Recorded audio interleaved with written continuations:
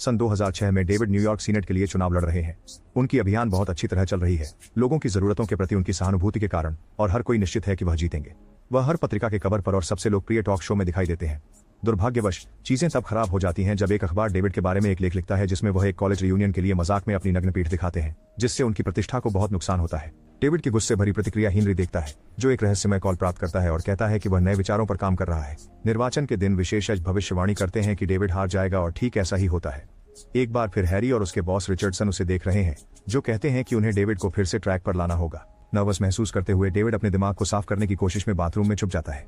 अपनी स्पीच का अभ्यास करते समय वह एक स्टॉल से कुछ आवाजें सुनता है। उसी समय एलिस बाहर आती है, अपने जूते और शराब की एक बोतल लेकर, यह समझाते हुए कि वह सुरक्षा से छिप रही है क्योंकि उसने खुद को चुनौती दी थी और एक शादी में घुस गई थी। वे बातचीत शुरू करते हैं और जल्दी ही अच्छी तरह से घुल मिल जाते हैं। एलिस मानती है कि उसे डेविड का रियूनियन प्रैंक पसंद आया और डेविड दावा करता है कि वह हारकर खुश है क्योंकि उसके पास अपने लिए अधिक समय होगा। लेकिन एलिस उसे नहीं मानती क्योंकि वह देख सकती है कि उसे भीड़ में रहना पसंद है। अचानक वे बहुत ही जुनून से एक दूसरे को छूने लगते हैं, जैसे ये बातचीत उनके लिए एक दूसरे के प्रति आकर्षित होने के लिए काफी थी। अचानक प्रचार प्रबंधक चार्ली आ जाता है तो एलिस तुरंत वहां से चली जाती है बिना डेविड को अपना संपर्क विवरण देने का मौका दिए, क्योंकि उसे सुरक्षा गार्ड से बचना है। बाद में डेविड बाहर जाता है अपनी स्पीच देने के लिए, जो उसने पहले से तैयार की थी। हालांकि जब उसे एहसास होता है कि वह केवल वही सामान्य सामाजिक स्वीकार्य शब्द कह रहा है, तो वह खुद को रोक लेता है और फैसला करता है कि उसका सार्वजनिक साक्षात्कार एक प्रामाणिक प्रतिक्रिया के पात्र है। अब डेविड दिल से बोलता है और लोग जल्दी से फिर से उसे पसंद करने लगते हैं। एक महीने बाद हैरी रिचर्डसन से मिलता है, जो उससे कहता है कि वह डेविड की शर्ट पर कॉफी गिरा दे ताकि वह बस छूट जाए। डेविड अब राजनीति में रुचि नहीं रखते और अब चार्ली द्वारा स्थापित एक फर्म में वरिष्ठ पार्टनर के रूप में काम करते हैं। हैरी पार्क में इंतजार करते हुए सो जाता है और जब तक वह जागता है, डेविड बस में होता है। जब हैरी उसके पीछे दौड़ता है, डेविड को एलाइस मिल जाती है और वे विश्वास नहीं कर पाते कि वे फिर से एक दूसरे को देख रहे हैं।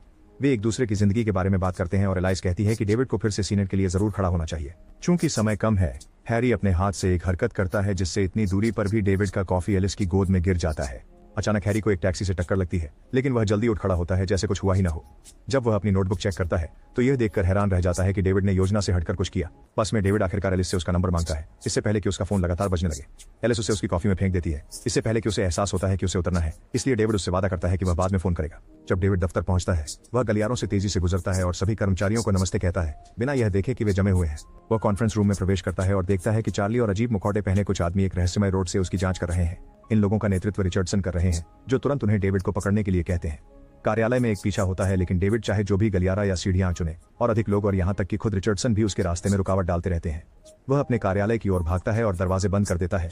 फिर 911 पर कॉल करता है, लेकिन उसे कोई जवाब नहीं मिलता। फिर अजीब आदमी किसी तरह से बंद दरवाजे खोलते हैं और डेविड को फर्श पर पकड़कर गिरा देते हैं, जबकि हैरी उसे क्लोरोफॉर्म से सुला देता है। कुछ क्षण बाद डेविड एक खाली गोदाम में जागता है और सुनता है कि रिचर्डसन अपने बॉस से फोन पर बात कर रहा है। जाहिर है कि उसे असफलता के लिए डांटा जा रहा है। जब वह फोन रखता है, वह घोषणा करता है कि डेविड को रीसेट करने की आवश्यकता है, लेकिन उनमें से एक आदमी उसे धक्का देता है। यह बताता है कि चेयरमैन कभी इसकी अनुमति नहीं देंगे। डेविड स्पष्टीकरण मांगता है और रिचर्डसन कहता है कि वह वही है जो सुनिश्चित करता है कि सब कुछ योजना के अनुसार हो। सशंकित डेविड भागने की कोशिश करता है, लेकिन रिचर्डसन को केवल अपने हाथ की एक करवट की जरूरत होती है ताकि वह फर्श का एक छोटा हिस्सा मोड़ दे और उसे गिरा दे। आदमियों ने डेविड को वापस कुर्सी पर बिठा दिया, जबकि रिचर्डसन ने समझाया कि वह डेविड का मन पढ़ सकता है, जिसे वह यह बताकर साबित करता है कि डेविड किस रंग और संख्या के बारे में सोच रहा है। यह समूह एडजस्टमेंट ब्यूरो या TAB है और डेविड को उन्हें चार्ली को एडजस्ट करते हुए नहीं देखना चाहिए था। उसके पार्क में अपनी कॉफी गिराने और साफ कपड़े पहनने के लिए वापस जाने की योजना थी ताकि वह ऑफिस देर से पहुंचे, जिससे TAB उसके आने से पहले जा चुका होता। दुनिया में प्रत्येक व्यक्ति का एक निर्धारित मार्ग होता है और T.AB इसे कॉफी गिरा देने और इंटरनेट काट देने जैसी छोटी छोटी चीजों से समायोजित करता है। मनुष्यों को T.AB के बारे में नहीं पता होना चाहिए, इसलिए रिचर्डसन डेविड से वादा कराता है कि वह किसी को भी इस बारे में नहीं बताएगा। यदि उसने उस नियम को तोड़ा तो वे उसके दिमाग और व्यक्तित्व को रीसेट कर देंगे। रिचर्डसन यह भी बताते हैं कि डेविड को कभी भी एलिस से मिलने की कोशिश नहीं करनी चाहिए, क्योंकि वह उसके रास्ते में नहीं है। पुरुष एलिस का नंबर वाला कार्ड डेविड की जेब से निकाल लेते हैं और रिचर्डसन उसे जला देते हैं। उसके बाद डेविड को चार्ली के ऑफिस में फेंक दिया जाता है।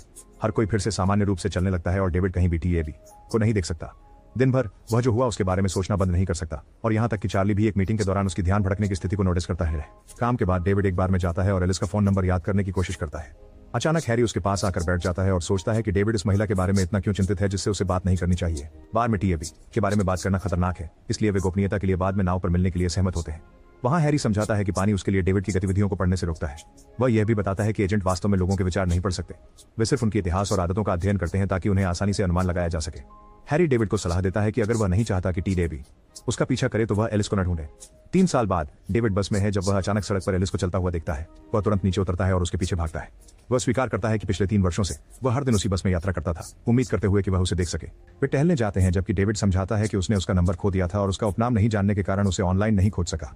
TAB एजेंट तुरंत डेविड की दिनचर्या में बदलाव देखता है और रिचर्डसन को चेतावनी देता है, जो अपने आदमियों को उनके पीछे भेजता है।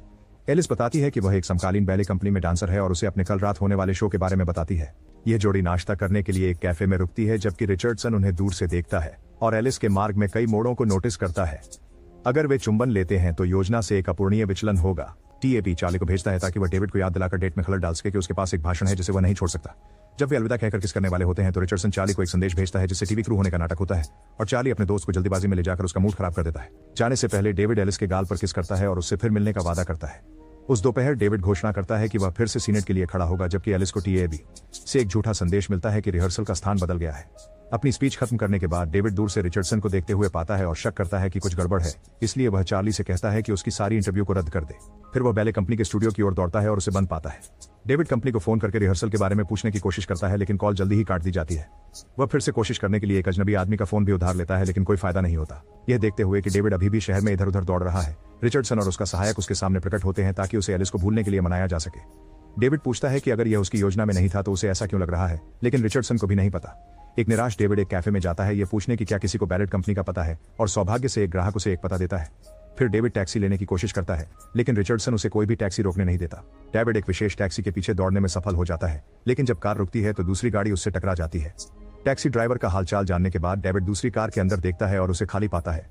वह 911 को फोन करता है और जब पुलिस वाले आते हैं एक अधिकारी उसे एकमात्र गवाह के रूप में थाने ले जाना चाहता है। डेविड चिंतित होकर सार्जेंट से पूछता है कि क्या यह सच में जरूरी है और जब वह उन्हें बताती है कि वे बाद में कॉल करेंगे, डेविड पलटता है और पाता है कि अधिकारी गायब है, जिसका मतलब है कि वह एक टीएबी एजेंट था। अब डेविड आखिरकार टैक्सी ले सकता है और ड्राइवर को $100 देकर कहता है कि वे उनकी आसपास की हर चीज की अनदेखी करते हुए गाड़ी चलाएं, यहां तक कि ट्रैफिक लाइट की भी। एजेंट जितनी तेजी से दौड़ सकते हैं दौड़ते हैं, अपनी शक्तियों का उपयोग करके कई इमारतों और बंद। हालांकि जब वे स्टूडियो पहुंचते हैं तो बहुत देर हो चुकी होती है। डेविड ने पहले ही एलिस को देख लिया होता है। रिचर्डसन उसे चेतावनी देता है कि उससे भी अधिक शक्तिशाली लोग उसके पीछे आएंगे, इससे पहले कि वह अपने कार्यालय में मिलने जाए। उच्च अधिकारी। यह पता चला कि एलिस और डेविड को पिछले कुछ दशकों में एक साथ होना था, लेकिन योजना 2005 में बदल गई। अब पुरानी योजनाओं के अवशेष हमेशा एलिस और डेविड को एक साथ लाने की कोशिश करते हैं। रिचर्डसन हैरी को यह बताने के लिए ढूंढते हैं कि यह सब उसकी गलती नहीं थी। उस रात एलिस और डेविड सड़कों पर दौड़ते हुए, क्लब में नाचते हुए और अपने बचपन की कहानियां साझा करते हुए बहुत मजा करते हैं। फिर वे एक दूसरे को चूमते हैं और घर में गंदा हो जाते हैं। जब वे सो जाते हैं तब एजेंट थॉम्पसन उन्हें देखता है। अगली सुबह एलिस को अपने पूर्व प्रेमी के कई कॉल्स आते हैं जिससे वह लंबे समय से बात नहीं कर रही थी। वह बताती है कि वह उस व्यक्ति से सगाई कर चुकी थी लेकिन उसने रिश्ता तोड़ लिया क्योंकि वह डेविड के बारे में सोचती रहती थी। बदले में डेविड स्वीकार करता है कि उसके साथ रहना पहली बार है जब उसने अपने आप को महसूस किया। चूंकि डेविड को चिंता है कि एजेंट्स उसे दूर ले जा सकते हैं, वह एलिस को टीवी स्टेशन पर आमंत्रित करता है ताकि वह उसे उसका काम करते देख सके। साक्षात्कार। जब शो समाप्त होता है, एक एजेंट जो क्रू का हिस्सा होने का नाटक कर रहा है उसे बताता है कि डेविड वहां घंटों तक रहेगा और खत्म होने पर उसे फोन करेगा। उसके जाने के बाद वह आदमी डेविड को उसके अगले शो के लिए मार्गदर्शन करने का नाटक करता है, केवल उसे एक गोदाम में धकेल कर बंद करने के लिए। कुछ क्षण बाद थॉम्पसन दिखता है और डेविड उससे पूछता है कि मुक्त करने के लिए क्या हुआ। थॉम्पसन समझाता है कि टैब ने मानवता को गुफा मनुष्यों से रोमन साम्राज्य की ऊंचाई तक पहुंचाया, लेकिन फिर उन्होंने यह देखने के लिए पीछे हट गए कि इंसान अपने दम पर कैसे करेंगे। इससे 5 सदियों के लिए अंधकार युग आ गया, इसलिए टीएबी वापस आए और उन्होंने पुनर्जागरण, प्रबोधन और वैज्ञानिक क्रांति लाई। 1910 में वे फिर चले गए, लेकिन सिर्फ 50 वर्षों में मानवता ने 2 विश्व युद्ध, महामंदी, फांसीवाद, होलोकॉस्ट और मिसाइल संकट ला दिए। टीएब ने तय किया कि वे मानवता को कभी भी स्वतंत्र इच्छा नहीं देंगे। फिर से सालों पहले एलिस से मिलना संयोग नहीं था, वह डेविड को प्रेरित करने वाली थी ताकि वह हार न माने और एक राजनीतिक करियर की शुरुआत करें जो उन्हें भविष्य में बड़ी जगहों तक ले जाएगा। थॉम्पसन बताते हैं कि अगर डेविड एलिस के साथ रहता है तो वह राष्ट्रपति नहीं बन सकेगा। हालांकि डेविड अभी भी अपनी पसंद से बनाई गई किस्मत में विश्वास करता है और उसे चुनता है, इसलिए थॉम्पसन गेट खोलकर उसे जाने देते हैं। डेविड तुरंत थिएटर में एलिस का शो देखने के लिए जाता है और थॉम्पसन फिर से उसके पास आता है यह समझाने के लिए कि एलिस दुनिया की सबसे प्रसिद्ध डांसर बन सकती है, लेकिन अगर वह उसके साथ रहती है तो वह केवल बच्चों को नृत्य सिखाएगी।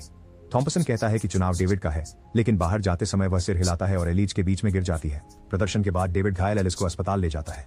जबकि डॉक्टर कुछ परीक्षण करते हैं, थॉम्पसन फिर से दिखाई देता है और इस दुर्घटना के लिए डेविड को दोषी ठहराता है, तो डेविड उसे घूंसा मारता है। थॉम्पसन बताता है कि डेविड हमेशा अपनी बड़ी संभावनाओं को आवेग से बर्बाद कर देता है, जैसे कि वह मजाक जिसने उसका पिछला चुनाव बिगाड़ दिया। ऐसा लगता है कि एलिस उसके इस लापरवाह पक्ष को बाहर लाती है। आज रात यह सिर्फ एक पैर में मोच है, लेकिन अगली बार यह वह एकमात्र चीज छीन सकता है जिसकी उसे परवाह है। थॉम्पसन के जाने के बाद डेविड एलिस की जांच करता है और पुष्टि करता है कि यह सिर्फ मोच है, इसलिए उसे लगभग 1 महीने में ठीक हो जाना चाहिए। डेविड फिर उसे गले लगाता है और कहता है कि उसे कुछ फोन कॉल्स करने की जरूरत है, लेकिन वह वास्तव में अस्पताल से निकल जाता है और फिर उससे संपर्क नहीं करता। 11 महीने बाद डेविड लोकप्रियता के सर्वेक्षणों में सबसे आगे है। एक सुबह चार्ली उसे अखबार लेकर आता है जिसमें महत्वपूर्ण खबर है, एलिस अपने पूर्व प्रेमी के साथ वापस आ गई है और वे 1 हफ्ते में शादी करेंगे। डेविड परेशान है और इसे नजरअंदाज करने की कोशिश करता है, लेकिन कुछ दिन बाद हैरी उससे मिलता है जो कहता है कि थॉम्पसन ने झूठ कहा कि एलिस उसकी लापरवाह प्रवृत्ति को बाहर लाती है। वास्तव में एलिस डेविड को जीवन में संतुष्ट महसूस करवाएगी ताकि उसे एक प्यारी भीड़ और वाइट के सपनों से अपने भावनात्मक खालीपन को भरने की जरूरत महसूस न हो। हाउस उनके भाई और पिता की मौतें टीएबी द्वारा बलिदान थीं ताकि डेविड को आज वह सफल व्यक्ति बनाने के लिए प्रेरित किया जा सके। डेविड फिर से एलिस को चुनना चाहता है, लेकिन शादी कल है। अगर वह थॉमसन से बचते हुए समय पर पहुंचना चाहता है तो उसे चाहिए कि हैरी उसे सिखाए कि कैसे एजेंटों की तरह दरवाजों के माध्यम से टेलीपोर्ट किया जाए। हैरी उसे सलाह देता है कि हमेशा दरवाजे के हैंडल को घड़ी की दिशा में घुमाए और समझाता है कि जब वे अपनी विशेष टोपी पहनते हैं तो दरवाजे कभी बंद नहीं होते। वे एक यादृच्छिक दरवाजा लेते हैं और एक संग्रहालय में पहुंच जाते हैं, फिर पंपिंग स्टेशन जाते हैं। हैरी डेविड से कहता है कि वह घड़ी की विपरीत दिशा में हैंडल घुमाने से पहले रुके, जो उसे अन्य एजेंटों से मिलने देता है। जैसे ही वे लोग चले जाते हैं, हैरी डेविड को उन दरवाजों का मार्ग सिखाता है जिससे वह उस दरवाजे को ढूंढ सके जिसकी उसे जरूरत है, और उसे हर उस व्यक्ति से भागने की याद दिलाता है जिसने टोपी पहनी हो, क्योंकि वह एक एजेंट हो सकता है जो भेष में है। दोनों पूरी रात पढ़ाई करते हैं और सुबह में हैरी डेविड को अपनी टोपी देता है, उसे शुभकामनाएं देता है।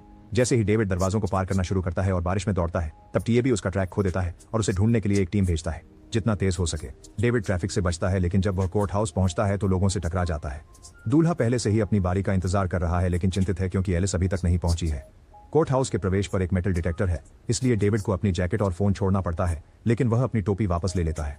कई गलियारों से दौड़ते हुए अंततः डेविड एलिस को बाथरूम में पाता है, लेकिन वह नाराज है क्योंकि उसने उसे छोड़ दिया था। उसी वक्त एक एजेंट अंदर आता है, इसलिए डेविड उसे एक मुक्के से गिरा देता है और उसकी नोटबुक लेकर एलिस को सच्चाई दिखाता है कि क्या हुआ था। वह कहता है कि वह उससे प्यार करता है और अपनी जिंदगी उसके साथ बिताना चाहता है। चूंकि उसने अपनी टोपी उतार दी थी, टीएबी उसका स्थान पता कर लेता है और उसके पीछे आदमियों को भेजता है। डेविड इस बात का ध्यान रखता है कि दरवाजे को बंद कर दे और फिर से टोपी पहन लेता है, इससे पहले कि एलिस को एक दरवाजे के जरिए टेलीपोर्ट कर स्टेडियम में ले जाए, जो उसकी कहानी पर विश्वास करने के लिए उसे मदद करता है। यह जोड़ा दौड़ता रहा, पूरे शहर में कई दरवाजों से होकर गुजरते हैं, और जब एलिस लगभग घबरा जाती है तो डेविड उसे शांत करता है और उस पर विश्वास करने के लिए कहता है। जैसे ही एजेंट उनका पीछा करना शुरू करते हैं, यह जोड़ी एक और दरवाजे से गुजरती है और एलिस स्टैच्यू ऑफ लिबर्टी के सामने फ्रीज हो जाती है। डेविड उसे बता देता है कि क्या चल रहा है और उसे चुनने देता है कि वह उसके साथ जाना चाहती है या उसे छोड़कर कभी उससे नहीं मिलना चाहती। एलिस उसके साथ जाने का निर्णय लेती है और वे दरवाजे को वामावर्त घुमाते हैं, जो उन्हें टीएबी मुख्यालय ले जाता है। कुछ एजेंट उन्हें रोकने की कोशिश करते हैं, लेकिन डेविड उन्हें धकेल देता है और दूसरे दरवाजे से होते हुए सीढ़ियां चढ़ जाता है। जब एजेंट्स अभी भी उनका पीछा कर रहे होते हैं, वे अनगिनत गलियारों, कमरों और सीढ़ियों से होकर छत तक पहुंचते हैं। उसी क्षण एजेंट्स उन्हें घेर लेते हैं, इसलिए एलिस और डेविड एक दूसरे से आई लव यू कहते हैं और एक जुनूनी चुंबन साझा करते हैं, जिससे थॉमसन को छोड़कर सभी लोग गायब हो जाते हैं। जब थॉमसन उनसे कहता है कि अपनी नियति खुद लिखने की कोशिश कभी काम नहीं करेगी, तो हैरी उसके लिए एक संदेश लेकर आता है। थॉमसन उसे पढ़ता है और चला जाता है। फिर हैरी समझाते हैं कि संदेश टीएबी के प्रमुख अध्यक्ष की ओर से था। ऐसा लगता है कि वह युगल की सब कुछ जोखिम में डालने की इच्छा से प्रेरित हुए, इसलिए उन्होंने उनकी योजना फिर से लिखी। उन्हें साथ रहने की अनुमति है और शेष नोटबुक खाली है ताकि वे जो चाहें कर सकें। अब युगल बिना किसी खतरे के जा सकते हैं, अपनी नई जिंदगी शुरू करने के लिए तैयार। हैरी सोचते हैं कि क्या मुक्त इच्छा एक उपहार है जो अध्यक्ष उन्हें देते हैं, जो इसके लिए लड़ने के इच्छुक हैं। ऐसे और वीडियो देखने के लिए सब्सक्राइब करें और नोटिफिकेशन चालू करें। देखने के लिए धन्यवाद।